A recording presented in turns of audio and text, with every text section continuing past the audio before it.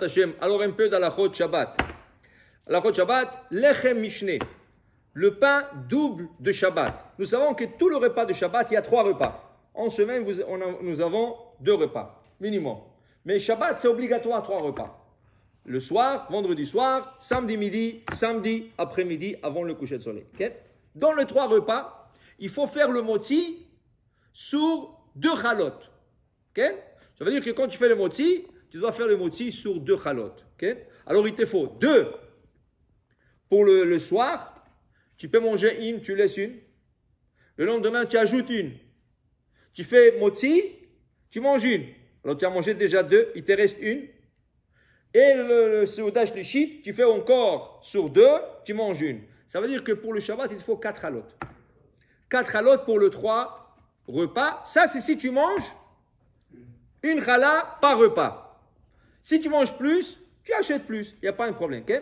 La seule chose que Khamim disent, que quand on fait un moti sur 2 chalotes, on a mangé une, il reste une, l'autre, elle est un peu gênée. Ah, tu vas me dire, c'est quoi cette bêtise-là? Une chala, elle est gênée? Oui, regarde. Quand tu fais le kiddush, okay? Tu couvres la chala. Pourquoi tu couvres la chala? Parce que normalement, la bracha de moti, elle dévance la bracha de boré gefen. Alors la chala, elle a honte. Comment ça se fait que toi, tu fais gefen avant de faire le moti? Pour ne pas lui faire cette honte, on couvre la chala. Même la chala, elle a des sentiments. Okay? Alors, tu ne lui fais pas honte, tu la couvres. La même chose, quand tu as fait le moti sur 2 chalotes, l'autre, elle dit comment? Il a fait la bracha sur moi, mais il ne m'a pas mangé. Il a mangé l'autre. Alors, qu'est-ce qu'on fait avec la deuxième chala? On la réserve pour le lendemain. Celle du soir, quand on a fait le soir le moti sur 2 chalotes, la deuxième, on la réserve pour midi. Et on essaye de la mettre de côté de telle manière qu'on se rappelle et faire le moti sur la deuxième. Et le lendemain, manger la deuxième. Okay? Et après, celle qui reste le matin, on la mangera Seudah Shlichit. Okay?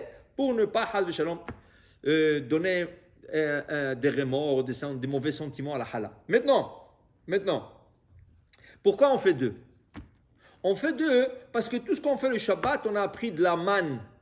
La manne qui descendait du ciel dans le désert. C'est écrit Liktu Hayom. Ramassez-le aujourd'hui. De là à prendre le décisionnaire, c'est écrit, c'est pas écrit mangez-le. C'est écrit ramassez-le. Liktuhu Hayom. Puisque c'est écrit Liktu Hayom, alors on fait la bracha sur 2 chalotes, mais on mange qu'une seule. On n'est pas obligé de couper les 2. Ça veut dire si on n'est pas nombreux. Si on n'est pas nombreux, tu ne coupes pas 2. Si tu es nombreux, alors comme on a dit, la deuxième, tu la réserves pour le lendemain, tu emmènes un autre chala, tu coupes. Mais si vous n'êtes pas nombreux, la personne n'est pas nombreuse, lui, sa femme, son fils, okay? Alors dans ce cas, tu fais le moti sur 2, tu manges une seule. Parce que la Torah a dit, vous ramasserez le pain double, mais ce n'est pas écrit, vous mangerez le pain double. Alors on fait la bracha sur le 2. Ça c'est la manne, parce que la manne a été donnée en 12 portions. Maintenant, comment la manne descendait? Comment la manne descendait dans le désert? D'abord, dit Rashi, la Torah dit, Beredet atal halamachane. Tout d'abord, dans la petite matinée, dès que la matinée commençait à monter, une couche de rosée sur le sable. Ils sont dans le désert. La manne, c'est comme des flocons de neige. Pour que la manne ne se salit pas, une rosée de tal, une rosée qui va tout de suite se cristalliser. Ça veut dire que ça va un peu geler, si vous voulez. Et ça forme une petite couche de glace. La manne descendait, deuxième couche de rosée. Normalement, la rosée ne tombe pas 2 fois, elle tombe une seule fois. Là, dans le désert, il y avait un miracle, elle tombait 2 fois. Une pour protéger la manne du sable, l'autre pour protéger la manne pour que les oiseaux et les autres insectes ne tombent pas sur la manne. Alors, ça veut dire que la manne était couverte de double couvert, en bas et en haut. Qu'est-ce que nous faisons, nous? On met une nappe sur la table et on met une nappe sur la chala. Comme la manne. La manne était double, on met 2 chalotes. Okay? Et on a expliqué déjà dans un des cours, si vous vous rappelez, selon le Rab Ben Ishraï, selon le Harizal plutôt, lui, il dit qu'il faut mettre 12 petits pains. 12. Et mettre le 12, ça veut dire 6. On met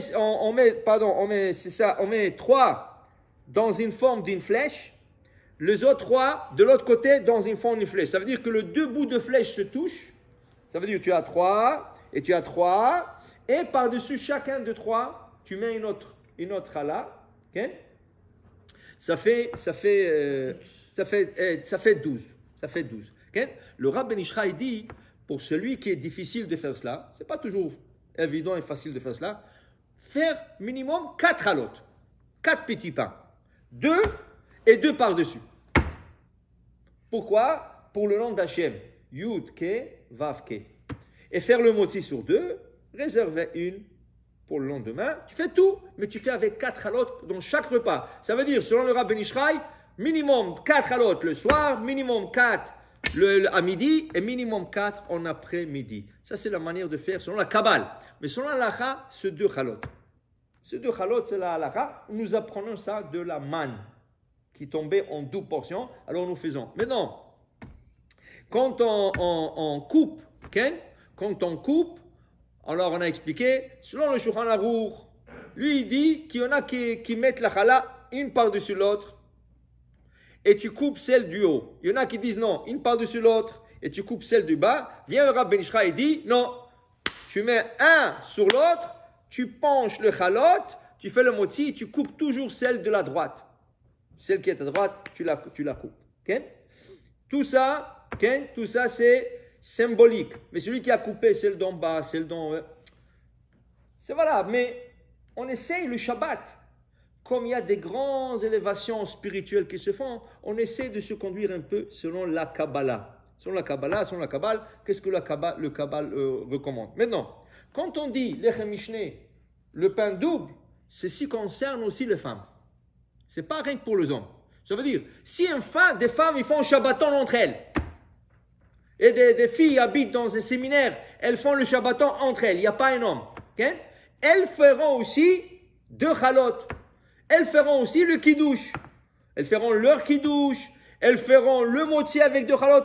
Tout ce qui fait l'homme, la femme le fera. C'est la même chose. Seulement quand il y a un homme, on lui donne à lui faire l'honneur de faire le kiddush et faire le motzi. Comme on donnera l'honneur à la femme d'allumer les bougies de Shabbat. Okay? C'est un honneur qu'on fait à la femme. Normalement, l'homme aurait allumé les bougies de Shabbat. C'est nos sages qui sont venus et dit, écoute, donne cet honneur à ta femme, elle a préparé tout le Shabbat, elle a travaillé, donne-lui ce kavod, donne-lui cet honneur d'allumer les bougies de Shabbat. Mais si la femme n'est pas là, elle vient d'accoucher, elle est en voyage, qui c'est qui va allumer les bougies de Shabbat? L'homme. Okay? Même si l'homme, il a une fille de 13 ans, de 14 ans, de 16 ans, okay? Une fille mariée, non. C'est lui qui va allumer. Pourquoi? Parce que normalement, c'est lui qui a dû allumer. On donne l'honneur à la femme, et quand la femme n'est pas là, on retourne l'honneur à l'homme. Alors, celui qui va allumer les bougies de Shabbat avec Beracha. Et même s'il doit aller à la synagogue après, et peut-être qu'il habite loin, il veut prendre la voiture, il a le droit. Parce qu'en allumant les bougies du Shabbat, il n'accepte pas encore le Shabbat. Tout ce qu'il a à dire dans le poisson de sa tête, je n'accepte pas encore le Shabbat jusqu'à que j'arriverai à la synagogue en voiture, tant qu'il est dans le bon laps de temps selon le calendrier. C'est pas n'importe quand. Il est dans le bon laps de temps, il n'y a pas de problème.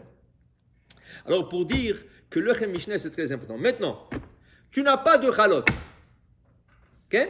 Alors on va donner quelques scénarios. Premier scénario, une de chalot c'est cassé.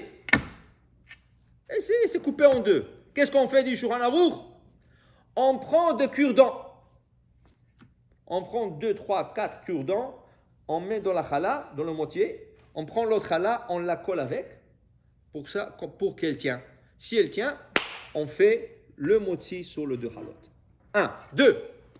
Quand tu achètes la halot, fais attention. Quand ils cuisent les halot, ils mettent le halot une à côté de l'autre sur une tôle. Mais qu'est-ce qui arrive? Quand la challah elle gonfle, elle rentre dans l'autre challah. Et là, quand tu viens pour acheter, tu sépares le halot, il y a comme un creux. Et ce creux, il n'est pas cuit, il est blanc. Tu vois, toute la challah, elle est bien bronzée, elle est bien brune, même brûlée un peu.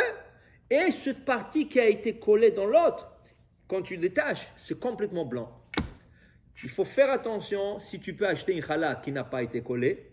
S'il n'y a pas, elles sont toutes comme ça. Alors dans ce cas, tu tourneras la challah de manière qu'on ne voit pas le creux.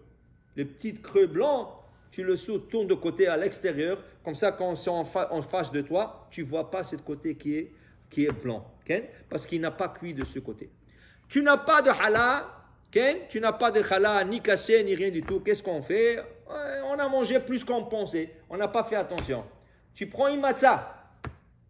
Ça serait toujours bien d'avoir toute l'année après Pessah une boîte de matzah, ou si tu veux 2 ou 3, ça ne dérange pas, mais au moins une boîte de matzah. Un Shabbat, tu es mal pris, tu fais le moti sur la matzah. Alors, le lechem mishné, tu as une challah, tu prends une matzah avec. Le matzah, normalement, pour le séfarad, c'est mezonot. Mais si tu es mal pris, tu feras un moti, tu n'as pas le choix. Okay? Tu t'appuieras sur ces opinions qui disent c'est un moti. Mais normalement, la matzah, c'est mezonot pour le séfarad toute l'année. Mais non, pour le lechem mishné, pour le double pain, c'est sûr que ça marche. La bracha, tu fais sur la vraie challah. Et ça, c'est le lechem mishné. Tu as un biscuit, tu as un cracker, fais le lechem mishné. N'importe quoi peut. Au point que le dictionnaire dise, tu as une challah, mais elle est au congélateur. Tu la sors, elle est toute congelée, tu ne peux pas la manger. Tu peux la faire lechem mishné. Parce que le lechem mishné, le pain double, c'est symbolique qu'il faut avoir 2. Même si je ne peux pas manger cette challah qui est congelée, mais puisque je peux la laisser 2 heures ou quelque chose comme ça, et elle va dégivrer, elle va se décongeler, alors même si quand elle est congelée, je peux faire le motzi là-dessus. Alors pour dire que le lechem mishné, le pain double, c'est une achat très importante. Il faut toujours essayer qu'on a toujours 2. Il faut faire attention avec les petits-enfants quand il y a qui ne cassent pas la challah. Okay? Il faut avoir toujours des cordons dans l'armoire, le placard, et il faut avoir toujours une boîte de matzah en cas où, comme ça tu peux faire le lechem mishné sur la matzah. Baruch Adonai le'olam. Amen ve amen.